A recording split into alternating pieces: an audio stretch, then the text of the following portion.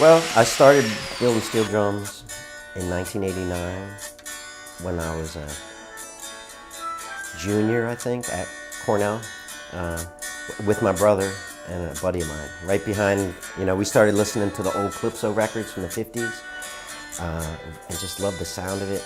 And right away, it was before the internet. It was hard to get any information on it. And we found an old book that Pete Seeger, who's an old folk musician, had made on how to build an old style steel drum from the 1950s. And we used that as it was like our little Bible for a little bit, learn every word of it, That's where it started a long time ago. Almost 30 years.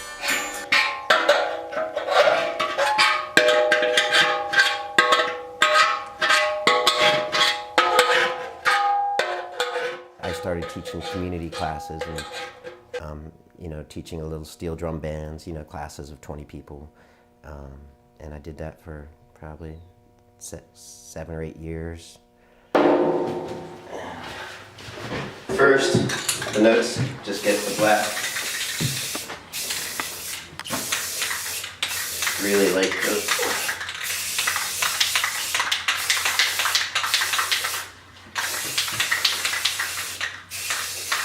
So we'll let that dry, and then we'll put these templates on it, and then, paint it again to get the reverse on it. I'm trying to teach 25,000 kids this year to play the piano, and in order to have it get larger than that, the only way I can do it is to have teachers do the teaching where I don't have to go to all the schools to do it, and so that's why with the purpose of this factory is to build the 1,000 drums and then maintain them from here, and then go and train groups of like 30 teachers in a one-day professional development training where they learn how to use the videos and take care of the instruments and stuff, and then in their school they can teach a 1-month music program. Schools that don't have instrumental music or schools that do, and not just music teachers, but also the ability to do it like an arts integrated residency, where they learn to play the steel pans and they're learning about the history and the culture of Trinidad. I want them to be able to look at and analyze a situation, so if they get into clay or pottery next, if you get a kid interested in something, they could learn in one day what may take 3 months to force them to learn, That's how it's non-linear.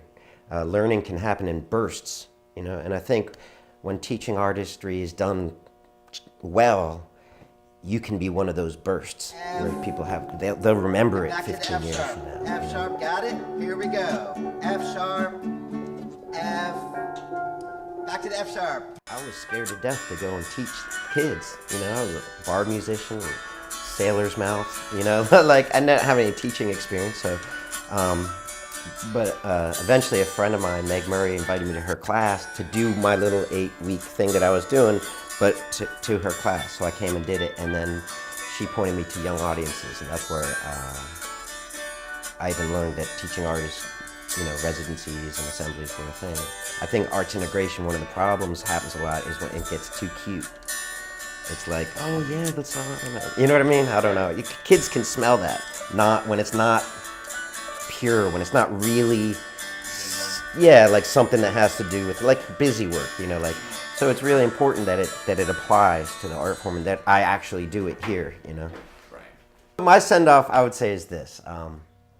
For me, at the age of 49, and in the kind of beginning of the second half of my career as an instrument builder and a musician, teaching artists is a way for me to come into the classroom and get a hold of large groups of kids for a meaningful enough period of time to give them skill at my art form.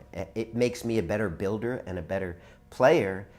Watching how, as a builder, it means a lot for me to watch so many kids play pans. I get to see how they get abused or how they get knocked out of tune and take that back to me as a builder. How could I make a pan that better holds up to that in a classroom, in a real world environment?